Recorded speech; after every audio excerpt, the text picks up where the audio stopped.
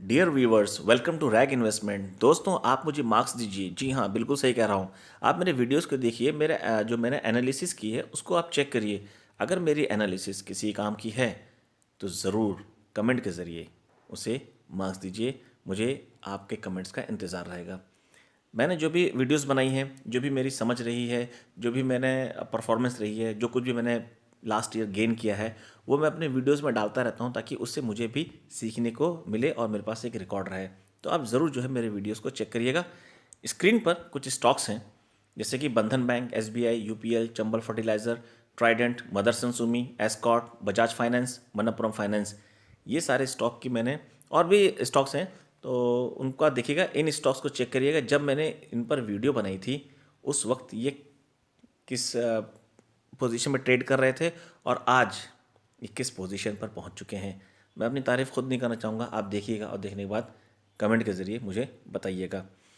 होता क्या है कि मैं कोई बहुत बड़ा ज्ञानी या बहुत बड़ा एनालिस्ट नहीं हूँ, लेकिन सीखना एक हेल्दी प्रोसेस है और हमेशा सीखते रहना चाहिए। और जितना नॉलेज आपके पास रहेगा उतनी ही डिपेंडेंसी कम होती चली जाएगी।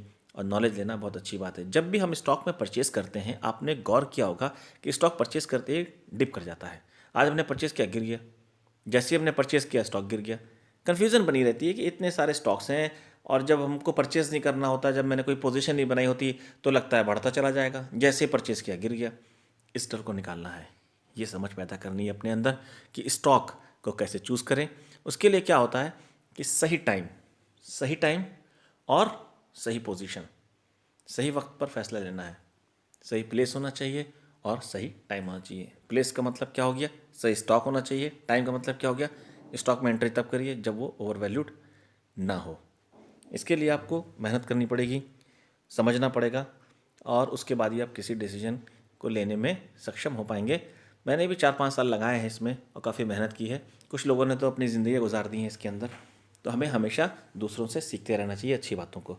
तो स्टॉक मार्केट में क्या है कि जब भी कोई चीज़ नीचे जाती है, वो हमेशा ऊपर जाने के लिए की शुरुआत होती है। लेकिन क्या होता है, कभी कभी लोग जो है ट्रैप में भी आ जाते हैं। उसके लिए हमें क्या है कि फंडामेंटल एनालिसिस को समझना बहुत ज़रूरी है। आजकल ये बहुत इजीली अवेलेबल है। आप इंटरनेट पर जाएंगे तो बहुत सारे न्यूज़ चैनल्स हैं, बहुत सारे वेबसाइट्स हैं और कुछ जो है दोस्त जो है बहुत अच्छे अच्छे वीडियोस डालते हैं फंडामेंटल्स पर। उनको भी आप देख सकते हैं। वहाँ से भी आपको एक अच्छी खासी समझ मिल जाएगी कि हमें स्टॉक में क्या करना है।